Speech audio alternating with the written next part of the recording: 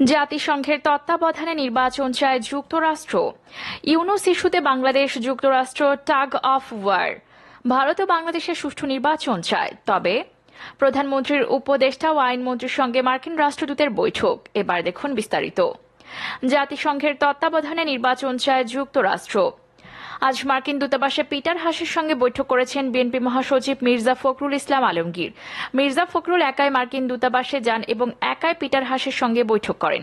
এর আগে সকালে প্রধানমন্ত্রীর বেসরকারি শিল্প ও বিনিয়োগ বিষয়ক উপদেষ্টা সালমান এফ রহমানের সরকারি অফিসে পিটার হাস বৈঠক করেন আইনমন্ত্রীর সঙ্গেও। বৈঠকে জাতিসংঘের তদারকিতে নির্বাচনের বিষয়টি কথা হয়েছে বলে জানা গেছে। এদিকে মার্কিন যুক্তরাষ্ট্র এবং জাতিসংঘের তদারকিতে নির্বাচনের বিষয়টি বিবেচনা করা হচ্ছে বলে জানা গেছে। আগামী জাতীয় সংসদ নির্বাচনে কোনো প্রক্রিয়া হবে তা নিয়ে রাজনৈতিক টানাপোড়েন চলছে। ক্ষমতাসীন আওয়ামী লীগের পক্ষ থেকে সুস্পষ্টভাবে জানিয়ে দেওয়া হয়েছে, নির্দলীয় নিরপেক্ষ তত্ত্বাবধায়ক সরকারের দাবি অগ্রহণযোগ্য। নির্বাচন হবে সংবিধান সম্মতভাবে। সংবিধানের বাইরে গিয়ে কোনো পরিস্থিতি তৈরি করা সম্ভব নয়। আইনমন্ত্রী গত শনিবার সাংবাদিকদের কাছে বলেছিলেন যে সেপ্টেম্বর মাস নাগাদ প্রধানমন্ত্রী নির্বাচনকালীন সরকার গঠন করতে পারেন এবং এই নির্বাচনকালীন সরকার ছোট হবে। কিন্তু বিএনপি সাফ জানিয়ে দিয়েছে যে নির্দলীয় নিরপেক্ষ তত্ত্বাবধায়ক সরকার ছাড়া তারা কোনো নির্বাচনে যাবে না। বর্তমান সরকারের অধীনে কোনো নির্বাচন তারা হতেও দেবে না।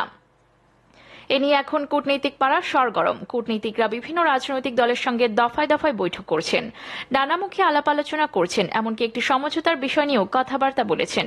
তবে এখন পর্যন্ত কূটনীতিকরা সংবিধানের বাইরে গিয়ে তত্ত্বাবধায়ক সরকারের দাবিকে সমর্থন করছেন না। তারা মনে করছেন যে দেশের প্রধান একটি রাজনৈতিক দলের ইচ্ছার বিপরীতে গিয়ে নির্বাচনকালীন সংকট দূর করা যাবে না। এরকম বাস্তবতায় আগামী জাতীয় সংসদ নির্বাচনে কিভাবে করা যায় এ নিয়ে কূটনীতিকরা বিভিন্ন ধরনের বৈঠক করেছেন। একাধিক সূত্র বলছে, হঠাৎ করে জাতিসংঘের তত্ত্বাবধানে নির্বাচনের বিষয়টি সামনে এসেছে। বিভিন্ন সূত্রগুলো বলছে যে মার্কিন দূতাবাসের সঙ্গে আলাপকালে বিএনপি নেতারা তত্ত্বাবধায়ক সরকারের বিকল্প হিসেবে জাতিসংঘের তত্ত্বাবধানে নির্বাচনের বিষয়টি উত্থাপন করেছেন। তারা বলেছেন যে বর্তমানে সংবিধান কাঠামো নির্বাচন হবে। বর্তমান সরকারের অধীনে নির্বাচনকালীন সরকার গঠিত হোক, কোনো আপত্তি নেই, কিন্তু নির্বাচনের তদারকি করবে জাতিসংঘ এবং বিভিন্ন দেশের জাতিসংঘের তদারকিতে নির্বাচন হওয়ার নজির আছে বলেও বিএনপির নেতারা উল্লেখ করেছেন। বিএনপির এই দাবিকে একেবারে উড়িয়ে দেয়নি যুক্তরাষ্ট্র। তারা এটি সম্ভাব্যতা নিয়ে পরীক্ষা নিরীক্ষা করছে। তবে আওয়ামী লীগের পক্ষ থেকে এই ধরনের দাবির ব্যাপারে সুস্পষ্ট আপত্তি এবং তীব্র বিরোধিতা রয়েছে। আওয়ামী লীগ মনে করছে যে একটি দেশের গণতান্ত্রিক ব্যবস্থাকে অসম্মানিত করার এটি একটি প্রক্রিয়া, কারণ বাংলাদেশের গণতন্ত্র ব্যবস্থা এমন বাজে অবস্থায় যায়নি বা বাংলাদেশের অভ্যন্তরীণ পরিস্থিতি গৃহযুদ্ধের মতো যায়নি যে নির্বাচন জাতিসংঘের অধীনে করতে হবে। আওয়ামী লীগের একজন নেতা বলেছেন, যে সমস্ত দেশে জাতিসংঘের তত্ত্বাবধানে নির্বাচন হয়েছে সেই সমস্ত দেশগুলো গৃহযুদ্ধে পর্যুদস্ত ছিল। জাতিগত সংঘাত দেশগুলোতে তীব্র আকার ধারণ করার প্রেক্ষিতে সেই সমস্ত দেশে জাতিসংঘের হস্তক্ষেপে নির্বাচন করা হয়েছে। বাংলাদেশের পরিস্থিতি মোটেও সেরকম নয়।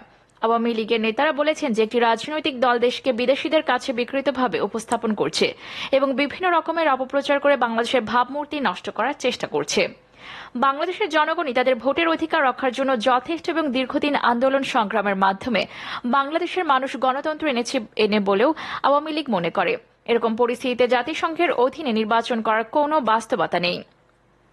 আওয়ামী লীগের কোনো নেতা বলেছেন যে নির্বাচন বরাবরের মতো এবারও জাতিসংঘ তাদের পর্যবেক্ষক পাঠাতে পারে এবং শুধু জাতিসংঘ না, মার্কিন যুক্তরাষ্ট্র সহ যে কোনো দেশই পর্যবেক্ষক পাঠাতে পারে। এই পর্যবেক্ষকরা নির্বাচন পর্যবেক্ষণ করতে পারেন, কিন্তু নির্বাচন হবে সংবিধান সম্মতভাবে।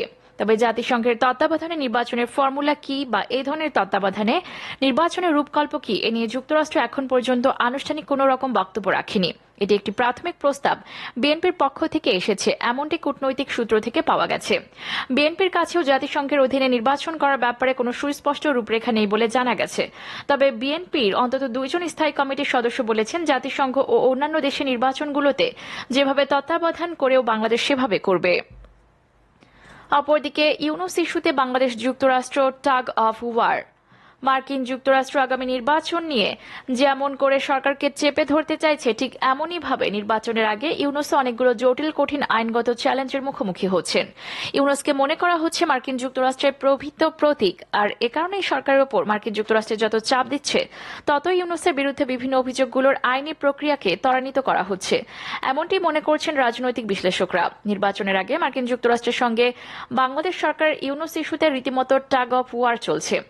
আজ তৃতীয় শ্রম আদালতে জানিয়ে দিয়েছে যে শান্তিতে নোবেলজয়ী অধ্যাপক ডক্টর ইউনূসের বিরুদ্ধে শ্রম আইন লঙ্ঘনের মামলা চলবে এবং এই বিচার কার্যক্রম শুরু করার নির্দেশ দেওয়া হয়েছে। আদালতে সশরীরে হাজির হয়েছিলেন ডক্টর মোহাম্মদ ইউনূস। সাংবাদিকরা তাকে প্রশ্ন করেছিল, কিন্তু কোনো প্রশ্নের উত্তর তিনি দেননি। এরপরে প্রধানমন্ত্রী বেসরকারি শিল্প বিনিয়োগ বিষয়ক উপদেষ্টা সালমান এফ রহমান এবং আইনমন্ত্রী আনিসুল হকের সঙ্গে বৈঠক করেছেন যুক্তরাষ্ট্রের রাষ্ট্রদূত পিটার হাস এবং তারা সেখানে বাংলাদেশের শ্রম আইন নিয়ে কথা বলেন। সাম্প্রতিক সময়ে উপর্যুপরি তৃতীয়বারের মতো আইনি জটিলতার মুখোমুখি হলেন গ্রামীণ ব্যাংকের প্রতিষ্ঠাতা মার্কিন যুক্তরাষ্ট্রের সঙ্গে অত্যন্ত ঘনিষ্ঠ সম্পর্ক রাখা এই অর্থনীতিবিদ।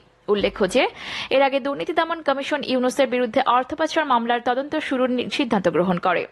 এখন ইউনূসকে এই তদন্তের মুখোমুখি হতে হবে। তদন্তকারী দল চাইলে ডক্টর ইউনূসকে জিজ্ঞাসাবাদও করতে পারে।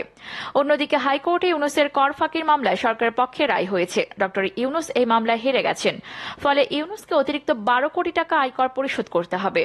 এ রায়ের বিরুদ্ধে ইউনূস আপিল বিভাগে আপিল করবেন কিনা তা এখন পর্যন্ত জানা যায়নি। অন্যদিকে আজ শ্রম আইন লঙ্ঘনের অভিযোগে তার বিরুদ্ধে মামলার বিচার শুরু করার নির্দেশ দিয়েছে আদালত।